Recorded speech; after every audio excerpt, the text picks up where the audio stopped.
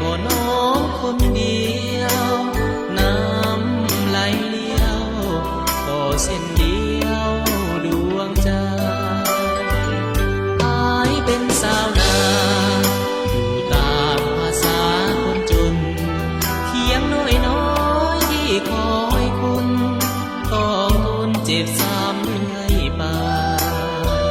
แต่เป็นสวรรค์วิมานหากน้องสนใจขอวอนเทพไทยดลใจให้น้องเมตตาเพียงน้อยเป็นหอยซ้ำแสบหัวใจเห็นแล้วเพ้อลงไหลเวรหรือใดจริงได้ห่างลาเพียงน้อยที่เคยซึ้งเสยแนบน้องนิทายังจงมาโอ้แก้วตาน้องอยู่แห่งใด